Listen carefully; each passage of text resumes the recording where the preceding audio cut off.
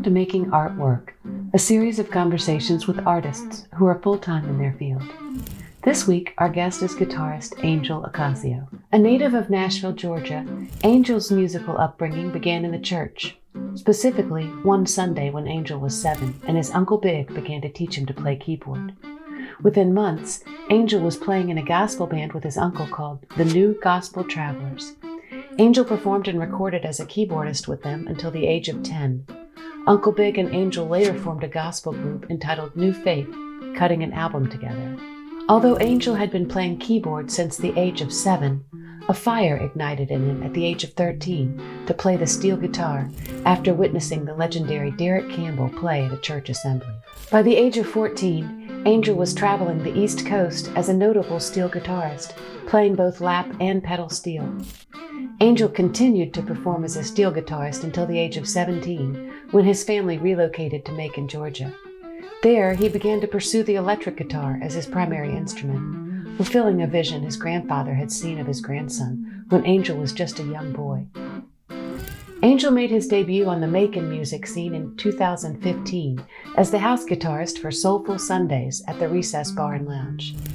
He's now the leader of the band Cash's Juke joint, and you can find him performing regularly at concerts, festivals, and exclusive events across the city and beyond, sharing his music and artistry worldwide. We spoke to Angel about being a full-time guitarist and what that reality looks like for him.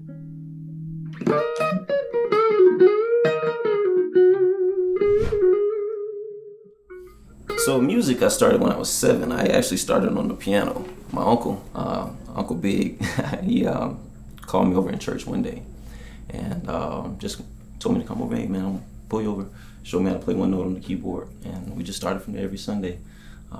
Showed me another note, turned into a chord, turned from one hand to two hands, so just kept going. Guitar, I started playing when I was 13. 13, I started playing the steel guitar, lap steel guitar actually. I didn't start with the electric. Lap steel guitar lays down most, for the ones that don't know, but I started with the bar and everything, so that was at 13 years old. Like I said, I started in church with my uncle, but my uncle, I have two uncles, Uncle Big and my Uncle Harris. They were always musicians. My Uncle Big, he was the one that took it further than church or whatnot, played in bands and stuff like that. So, like I said, that's the one that started me on the guitar, well, on the keyboard, and started me with music. He played the electric guitar, so I always watched him. But we were actually in a band. He put me in a band when I started 8 years old. I was in a band with grown men, but we were playing quartet music. And that's where I started with my music career. I did that, recorded a couple albums with him. Like I said, played keyboard up till about 13 when I picked up the steel guitar, the lap steel guitar. So the lap steel guitar took me, started taking me places, started getting my name out there, whatever, started doing little shows and features and whatnot. But it did start with the steel guitar at 13 years old. And that's when I started taking on gigs, everything, the music started.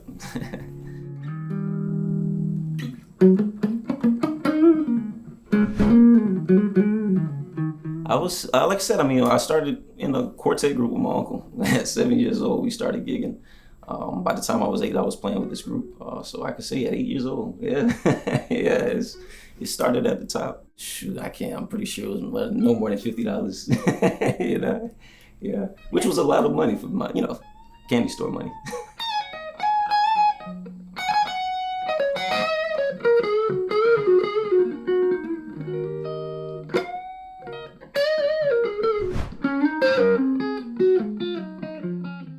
This was gospel quartet, traditional, old school, whatnot, gospel music. Like I said, I was playing keyboard for this group. There was a guy, Henry Mabel, actually, that played the guitar for the group. He was my Hendrix. He was just, a phenomenal guitarist. And like I said, me at a young age playing keyboard, I would just always sit back, watch these guys that were older than me, but he was the one that I watched in particular. So I say that my passion, my ear for guitar started from this quartet group that I was in, watching Henry Mabel. Like I said, just a phenomenal guitarist, the way he just took it, and I would see him when he would tap into his zone, he would just close his eyes and everything just, opened up, you know what I'm saying? So again, that's where my passion started with the guitar, but it was just a matter of getting to it,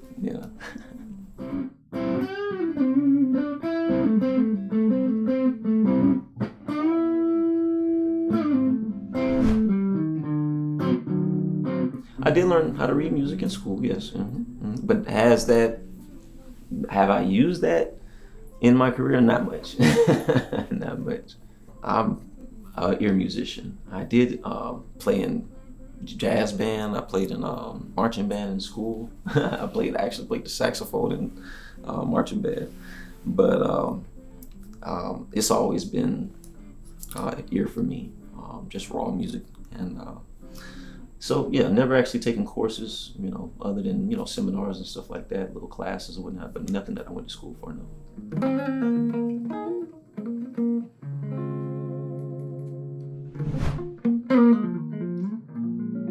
Ooh, musical influences. So I've always admired Carlos Santana because of his energy. The way he plays his style. I mean, that's one of those guys that can hear one note and just hit your soul.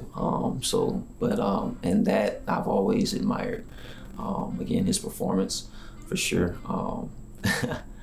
A lot of people say they hear Prince, they hear Hendrix. These are guys I know I've listened to, but I've never studied per se, or listened to for their craft or whatnot. But I guess it's just about the feel, and so that's what people can relate it to, certain feels. So again, my influences, Carlos Santana. I could say Ernie Isley for sure.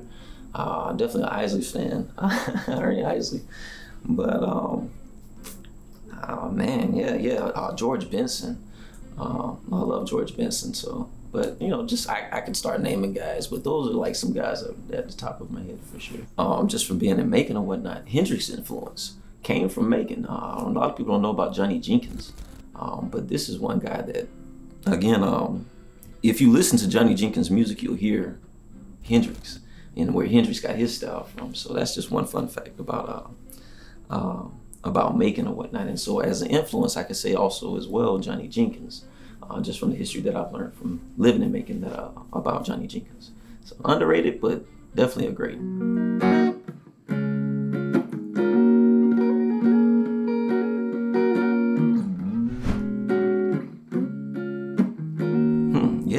Definitely. I've worked at McDonald's.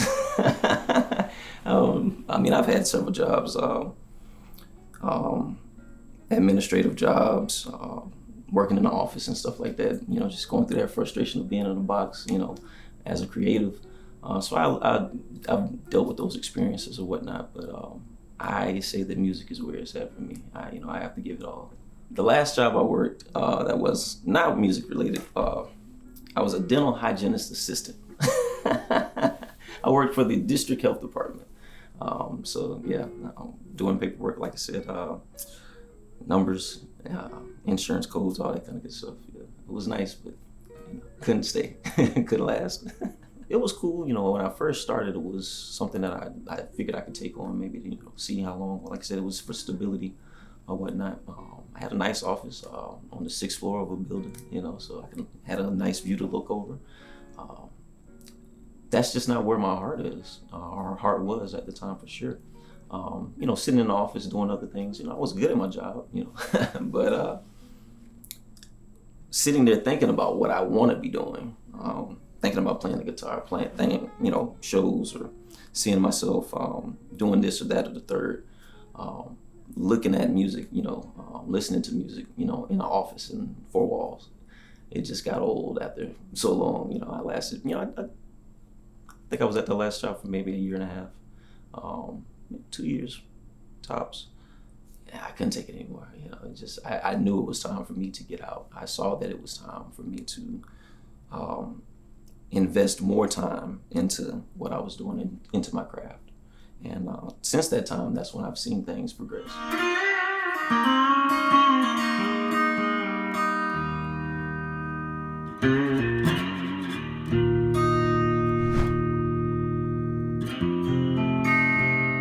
When I started playing the steel guitar, as I progressed, it didn't take long before people were telling me, "You're going places." Again, I was steel guitar as a tradition that derived from my church organization that I grew up in, and so everywhere I would go, different ones would tell me, "You're going places, just stay humble."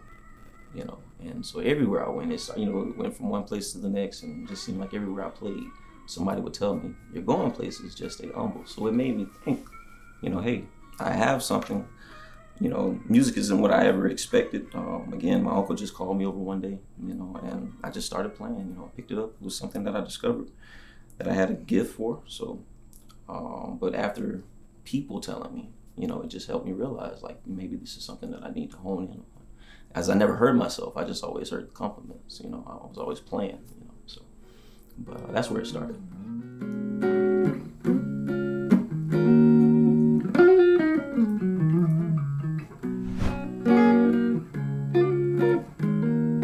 I do play several instruments, so I have been able to, when I first got out there, for sure, I was able to find different jobs, playing for church, or teaching, doing studio work, gigging, for sure, definitely that. So it definitely got busy.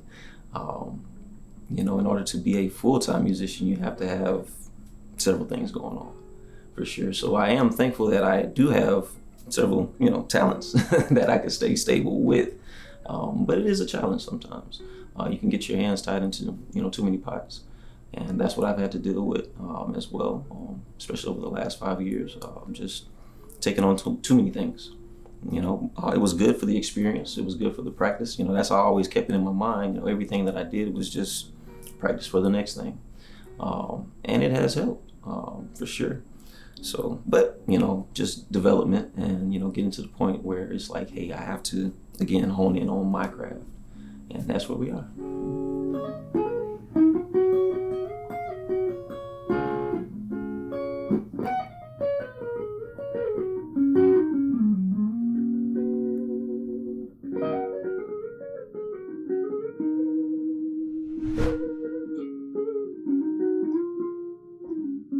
Yeah, the reality of being a musician, for me, it's eat, live it, breathe it.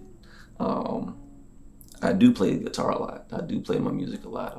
And when it comes to social media, I'm very slow to it, actually. When you're talking about being a musician, that's one thing that I have had to pick up the pep in my step on. Because again, I just stick to this right here. I'm always, here. But it is necessary to have social media presence. So, in everything I do, I just try to do to the best of my ability. So even with social media, when I do post, it's going to be something that you're going to see me working more than likely. I no offense to people that, play in their rooms or whatnot. I can do that for sure, but I am a performer, and it's all about the energy for me. So when you see me, I want you to see me and my energy. And so, but the day-to-day, again, is definitely dealing with life. I still have to deal with life as well, as a guitarist, it's a few challenges or whatnot. But one, guitar, as a guitarist, I just feel crazy half the time because I'm always dealing with tones and pedals and sounds and equipment, and all the musicians, we all have that problem, I guess in some kind of way. But that's one thing I'm always dealing with. So I feel like I do put myself in a box a lot of times. There's a lot of days where I'm just in the woodshed, I would say, going insane, having my insane moments, and having to, get out of that mentality, realize that there is still life going on, handling different things or whatnot. But then also, like I said, just going back to always being here, figuring this out, figuring out what I see in my head and trying to get my fingers to do it, so.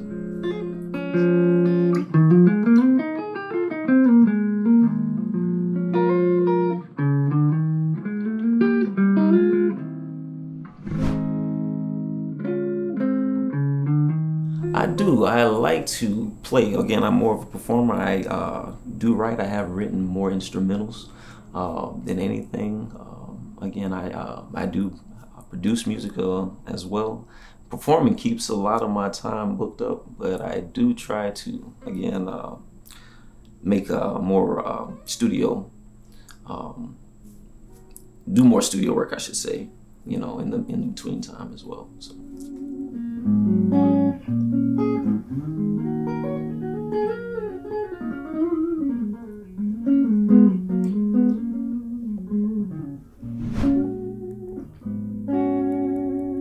So financially, through performances, I am a performer for sure, and my schedule, definitely has stays pretty locked in, pretty busy. Before I worked more as a freelancer, for sure, working with different corporate bands, like I said, all kind of situations and whatnot. But now, like I've recently started my own band or whatnot, so now I'm having to cost to be the boss, and so just the initial investment part, but it's paying off. Like I said, so moving further, the focus is my band. Like I said, going away from more freelance work to solidifying on my craft. But like I said, as far as finances, that's where most of the finances has come from, performing. Outside of that is studio work. Like I said, I'm working as a studio musician.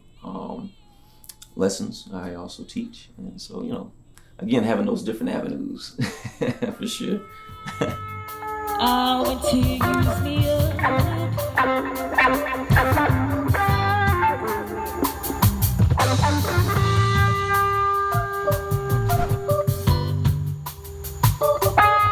So my band's name is Cash's Juke Joint. All right, we're a collective of old souls, so so that's where the feel and everything comes from, our energy or whatnot. We do have a taste of several genres. So my band consists of course, me on the electric. I play more electric in the band. I have a singer as well. Her name is Kennedy. And then I have a drummer named Guitarist, bassist Andropolis, and then I also have a keyboardist who works with us as well, named Kenny. So we have a full band, full piece band, and we just make it happen. Hey, and depends on the show, depends on the occasion. We can always bring in more. We got some things coming up. We have a show coming up, actually first Friday, September 4th, down in Macon or whatnot. This will actually be our third official show. So we've been working some gigs, got some dates on the books as well. So we're just working through what we have to work with 2020, all the surprises.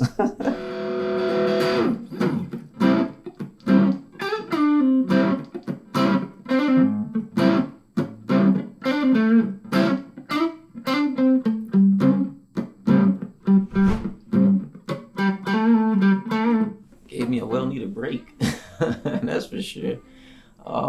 I could say COVID only put me on pause for maybe a month or two. It never really stopped for me. It went from, performing every weekend to pre-recordings, and like I said, studio work or whatnot. But like I said, that only lasted for maybe 2 months before stuff kind of opened up again and started doing live performances. So I can say I've been gigging literally since the beginning of June. Everybody can't say that, and I understand that. But for me, I mean, hey, and I'm thankful for it, very thankful. But again, it's just, using my different talents, just to keep music going. But yeah, I've been gigging pretty consistently since June.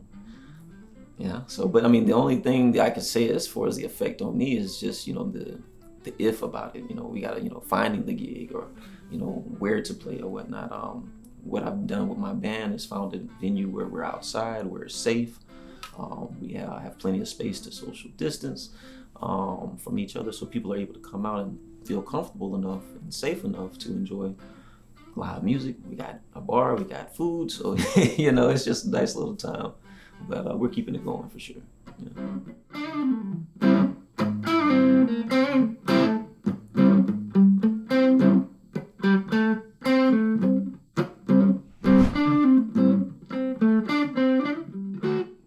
Dark days like to come, and it's about knowing who I am, for sure, and having to keep myself, keep that in my mind, because again, the dark days, I see that as, of course, opposition. It's just to knock me off of my track or whatnot, but it happens pretty often.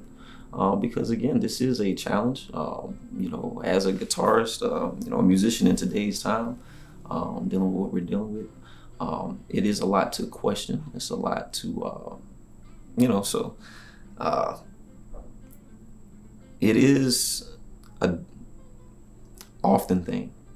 But again, I have, I just sit back, and the thing that helps me the most is to pick up my guitar and play, or to stop and listen.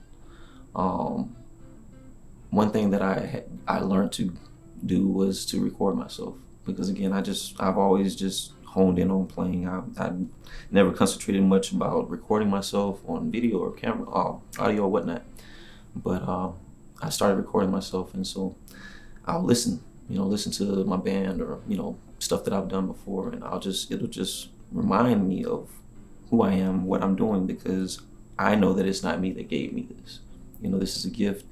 And again, I never intended on being a musician. I started when I was 7. That was just something that somebody told me to come pick up, show me how to do it.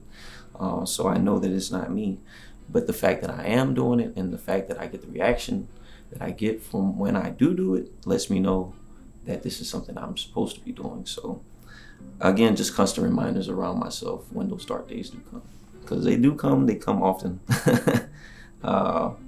But again, having to know who you are, knowing who I am, helps me.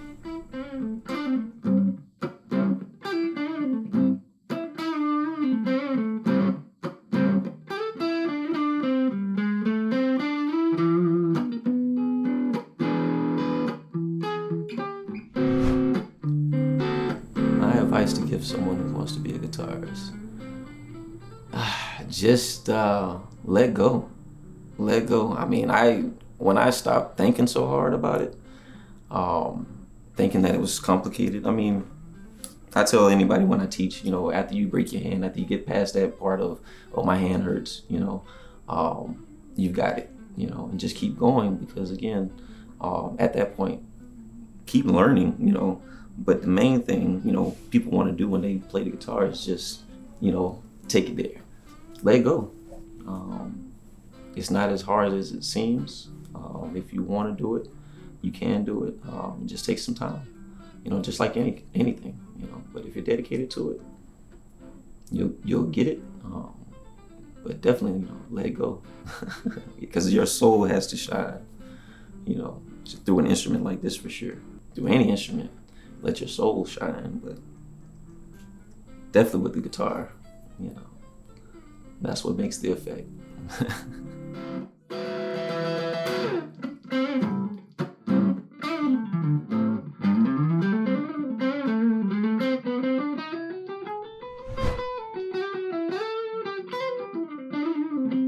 So my hope is to make my mark. I just want to, just make my mark with this guitar, with my sound.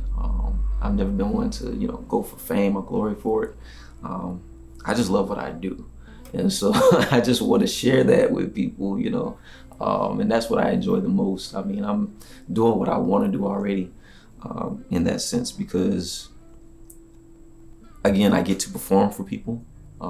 And share my sound, and I see the reaction that they have from the sound that we create, and that's where my joy comes from. That's just, I mean, that's where I get all of my energy from. So, and again, I say my goal for this is to take it as far as we can. I want to travel the world. My thing with the guitar is I've always wanted to take it. I wanted it to take me places. And that's always been my goal in my mind when I practice or whatnot, to get good enough with this, that this takes me places. So that's where I'm at with it. one.